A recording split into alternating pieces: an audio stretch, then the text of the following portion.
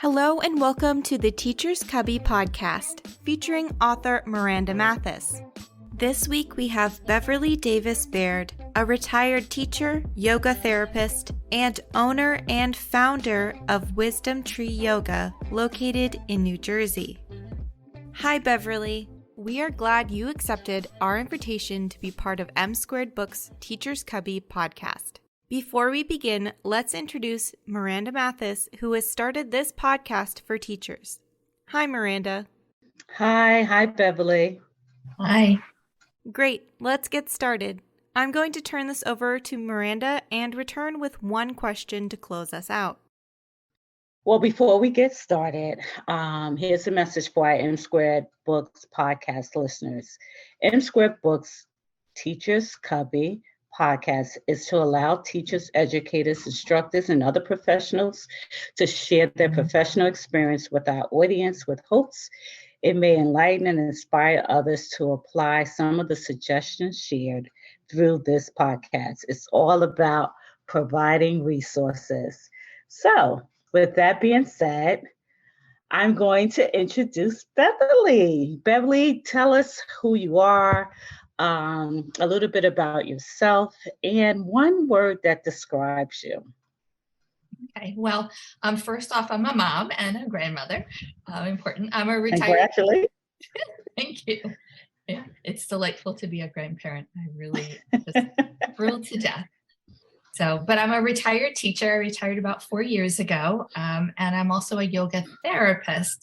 So we'll talk more about that, but I've been practicing yoga for about 35 years and teaching since 2010. And, as a teacher, I was able to integrate some yoga into my classroom, which was really exciting and wonderful to do, as well as I did some whole school programs and some staff development. So I would say, if I'm going to choose one word, the word would be caring. I think I'm just a really caring person, and I care about making a difference. Awesome. We're going to talk about two things. Since you said you were a teacher and you're also a yoga therapist, let's briefly talk about you as a teacher. What grade level did you teach, and how did you integrate yoga into your classroom? So I started off as a second grade teacher and then taught fourth grade for a couple of years. It ended up in first grade. So it's elementary for my teaching career. And initially, I just brought the yoga in because the kids need breaks in the classroom. And, they get tired, their concentration wanes, and they need breaks to move. Doesn't matter which age group you're working with, they really do need that. So I would use that as a little breaks in my classroom, and they evolved into what I called were brain breaks, because the more I studied about memory and learning and how we store information in our brains, the more I realized that those breaks were as important as what I was instructing them with. And by taking a break and giving the kids a chance to move and interact and to laugh, right, we reduced a lot of the stress of the classroom, and it enhanced the learning process. Awesome. How long did you teach? I taught for 20 years. I'm one of those people who've changed careers a number of times. I started off with an English degree and in more administrative kinds of things, and then had kids, stayed home, went back to school, got my master's when my daughter started school. She's now the parent of my grandson. From teaching, how did you become a yoga therapist? How did you move towards that? So when I took my yoga training, in part, I took it because I felt that when I was going to classes in places like the YMCA or yoga studios or gyms, there was very little instruction for people who couldn't do the moves in a very athletic, sophisticated way. And I felt there was really a need to provide yoga that was accessible to people of all ages. So that's why I did my training in 2010. And then when I finished my training, I taught a lot in churches, particularly in the church I was attending. And if you're a member of a church anywhere, you know that it's mostly older people. And so I felt like the yoga practice really needed to be adapted for them. So I found a training at Integral Yoga Institute in New York City, called Yoga for Arthritis. Wonderful, wonderful program. Came out of some research of a team of people from Johns Hopkins, particularly a woman named Dr. Stephanie Munaz. So that kind of got me introduced to the whole integral yoga community. And then the International Association of Yoga Therapists decided around 2012 that they needed to formalize the certification for yoga therapy, that almost anyone could say they were a yoga therapist. There wasn't a set of standards. So they set up standards and requirements for education. And I was part of the group that was grandfathered in because I was already taking classes for chair yoga, yoga for arthritis, things of that sort. So now if you want to become a yoga therapist, it's 1,000 hours of training. Wow. To become a yoga therapist. So it's significant because there's much more involved than becoming, and not to put down yoga teachers. Yoga teacher is, a 200-hour program. They just can't cover the scope of what you would need to understand, different bodies, different illnesses and conditions that people would come with, and all the ways that you can modify the practice to work for them. Because I was working in the school, a lot of the classes I took during my training for yoga therapy were geared towards kids. So I took yoga for autism, yoga for a special child. So I really tailored some of the things that I took in that training to deal with kids. Wonderful. So what's the objective and goal you desire to achieve with each class or with each student or patient?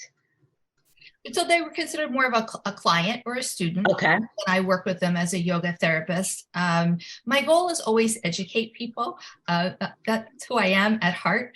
So when I teach even group classes, so I teach a class called Yoga for Arthritis and Chronic Pain. I'm always trying to educate my students about a particular topic. Right now, I'm teaching about flexibility and mobility and why those are important and how we can use our yoga practice to bring that not only to our bodies, but to our minds, our spirits, to our emotions, to have that ability to adapt with situations. So when I work in a group setting, people have similar needs. And I'm always thinking scope and sequence because that's the teacher in me. When I work one-on-one with someone, they're coming with a very particular sense of things that are happening with them. And no one comes and says, oh, I have shoulder pain and that's it. They have shoulder pain, they have back pain, they're dealing with loss, they have high blood pressure, they've got multiple things going on. So it's putting that picture together and helping to educate them about the tools of yoga and how they can use them to come to a sense of wholeness and wellness for themselves. And sometimes that wholeness is accepting that we live with something that's chronic, like arthritis or diabetes or something like that we can manage, but finding that sense of peace with where we are. Do you find that there are some myths or stigmas attached to learning yoga that you wish people knew? Absolutely. Okay. I think, one of the first things is I teach a lot of chair yoga, and people tend to think that chair yoga is easy yoga or yoga for old people, and it isn't. I love to tell the story of when I took my chair yoga training. We had to teach as part of the training, and my son, who was about 20 at the time, came to the class because he lived in New York City, and that's where the training was. And he got to the end of the class and he said, that was great. He said, yeah, I can't do the regular yoga class. I'm not that flexible. And it was perfect for him, although it was designed for people who are older. So chair yoga, I think, is for everyone. So that would be one myth. The other, people feel like they have to be flexible before they can come to yoga. And the whole idea of being yoga is become more flexible in many ways. Our flexibility is set to a certain extent. Just because of where our muscles are. So it's working within that. Yeah, I think a couple of the other myths are that only people who are able-bodied can do yoga. And my feeling is yoga is for everyone. I've worked with 3-year-olds and I've worked with 93-year-olds. I've worked with Alzheimer's patients. I've worked with people undergoing treatment for brain tumors. I've even worked with kids with developmental disabilities, Down syndrome and things like that. Yoga is accessible to a wide variety, and yoga is not just the postures, the movements, the things that you see on Instagram and Facebook.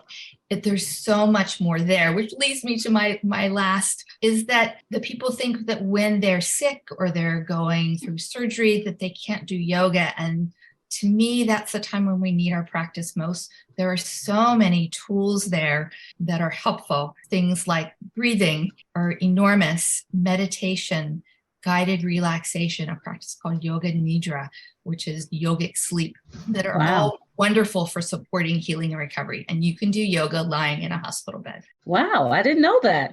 Absolutely. Oh man, I have totally been enlightened by the information you have provided. And I'm sure our listeners, they will get a lot from this. This is amazing. Do you have a platform or do you blog where they can find you, or you have specific topics you blog about? Yeah, I have a website, and on my website, I have a blog. My topics are mostly about healthy aging for people. So my students at this point in my life are 50 and older. So, that's me. And me too. Not that younger people can't come, but I do tend to target the needs of those groups. So I write about different topics on my blog. I'm active on social media, on Instagram and Facebook. That's about as far as I go. Last question that I'm really thinking about. How does yoga affect someone spiritually, physically, and their mental state? I'm sure their movements, but there must be something that affect you emotionally as well. So can you touch on that? Sure. Yoga is a whole person practice. Okay. It's about all the layers. If you think of yourself like the nesting Russian dolls, we have many layers. There's a physical layer, but within that layer, there's an energetic layer. So yoga can help us deal with our energy. It's wonderful for calming the nervous system. Or energizing it if we need it. So that then affects our emotional and intellectual being. So yoga can be a wonderful tool for people dealing with depression and anxiety or PTSD. And there are a lot of yoga therapists who specialize in those particular areas. And certainly the basis behind yoga is this idea that we are not separate, that we are part of something that's much greater. And I think that can apply to whatever your spiritual orientation is. I teach in a lot of Christian communities, a lot of churches. Matter of fact, I'm going to start a class, teaching a class in 2 weeks called Body and Soul, that's in a church, and it's moving prayer. It's about quieting our spirits so that we can then communicate with the divine, however that translates for you. So do you want to give the name of the church where people can find you if they're in the area? So it's Tower Hill Church in Red Bank. So I'm going to be teaching a class there, and I hold my classes at the Presbyterian Church in Shrewsbury, New Jersey. That's where I teach out of. I don't teach out of a studio. But I'm very much affiliated with the Yoga for Arthritis program as an instructor and a mentor for people going through the program. And in terms of kids yoga, I love a program called King Around Yoga. It's done by Harris Lender. Remember Lender's Bagels? Her father was the original who started Lender's Bagels, but she has wonderful kids yoga program, which is what I used in schools with kids. It's all kind of choreographed to music, which the kids really love. Awesome. How do you connect with clients who may be struggling? Do you have any success stories that you can share with us? Well, when I was thinking about this question, I was thinking particularly about a little boy I worked with when I was in school. So I took over a program one of our phys ed teachers had done. It was an adaptive PE program before school for kids who had IEPs and had sensory motor issues and certainly self-control issues. And I would work with those kids before school. I did that 2 mornings a week before I did going into my classroom to teach for the day. And I had a little boy who was on the autism spectrum and had a lot of difficulties And he really loved the music and the movement. But his mom said to me, she said, when he comes home from school on the days he does yoga, she said, after school is that much easier. Even though the yoga is before the school day began, she saw a difference in how he was. And those kinds of stories, I think, are so helpful when you give people tools. I heard from a client I'm working with, and she said she went to a doctor's appointment. And she said, I used the breathing technique you gave me. She said, and then I wasn't quite so nervous. So it's those little things of giving people tools that they can take into their day and into their everyday life. I think that's really where the joy is for me. What do you do to connect with your clients, your students? Do you have a certain, something you think about or a belief system? How do you connect with them? I ask a lot of questions. I really try to get to know people. I'm very curious about people. So when I sit down with them, I want to hear their story. And people like to talk about themselves, generally speaking. They want to be seen, they want to be heard, they want to be acknowledged. So I find that helps. As a yoga therapist, there's always a very involved intake process because I want to look at that individual and all aspects of that person, not just what physically maybe brought them to me looking for relief and to deal with pain, but also what's happening on that emotional, physical, social level, spiritual level, all of those. But I think asking questions is the number one. Do you have any suggestions before we close out? Do you have any suggestions for fellow yoga therapists, instructors who may desire to do what you do? I think getting education really helps you. Kids yoga is very different from adult yoga. So understanding how we can modify and adapt the practices to work for the particular audience that we're working with. If you're working with kids with Down syndrome, you have to be careful about certain joint issues because they're hypermobile. And so you don't want to injure them. So you need to understand those things and seek that training and talk to things like your parent teacher groups and so forth to see if you can get into the schools and provide the programs. The kids really love it. The parents love it. And I would say, for teachers, finding out and learning more about yoga and having your own practice you can bring into the classroom can be enormous. It's about self-care as well as caring for your students. And, teachers are under so much stress these days. I have great admiration for all of them. COVID, I don't know how they did it. We can't pay them enough for what they do, in my opinion. But bringing the yoga in and providing that little bit of break in the classroom for your students is going to enhance learning. It's going to enhance time on task, but it's also going to take care of you as the educator because, just like, if mama ain't happy, ain't nobody happy. Same thing in the classroom. If your teacher isn't happy and content and feeling well, it's going to reflect in the classroom environment. That is so true. I applaud all my teachers. They have a lot on their shoulders. So this Teachers Cubby was created for people like you to come on this platform, share information, and uplift each other.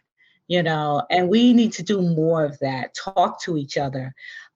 We all go home and we have so many things to do with our families, but come on the podcast and share and listen to another individual talk to you and share something that may inspire you, enlighten you, or educate you. It's just so much information out there. And I created this because I really wanted people to talk to each other and to offer suggestions and tips on what they can use throughout their day, that week.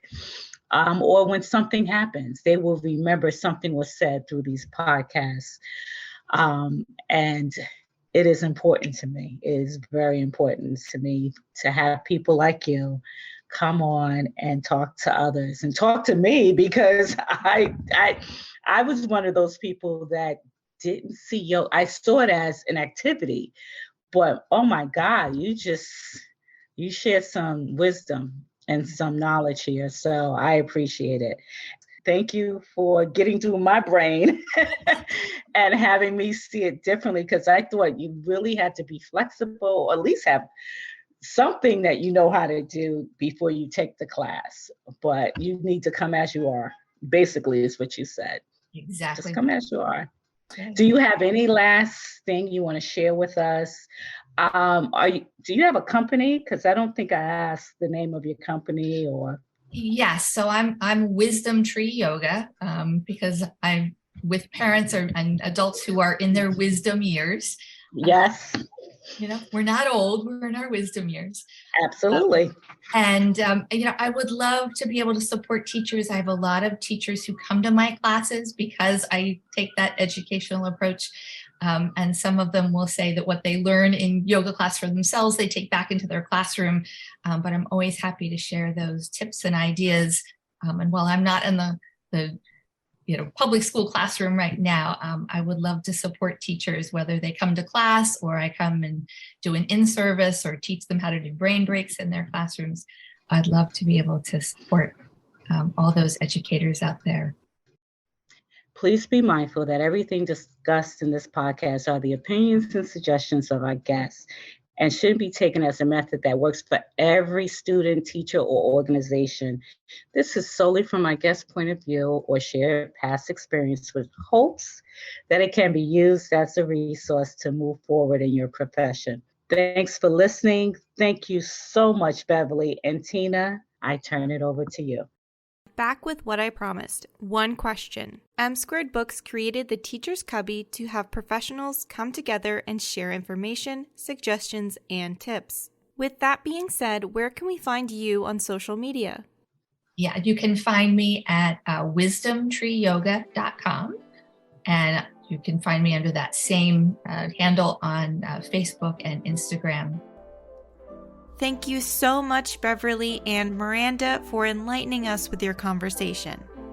Teacher's Cubby features new episodes every last Thursday of the month, so be sure to click the follow button. You can find the M Squared Books podcast on Spotify, iHeartRadio, our website, msquaredbooks.com, and on YouTube at Miranda Mathis. If you desire to be part of our podcast, please email mirandamathis@msquaredbooks.com. And don't forget to follow us on Facebook, Instagram, and LinkedIn. Until next time, stay well and safe.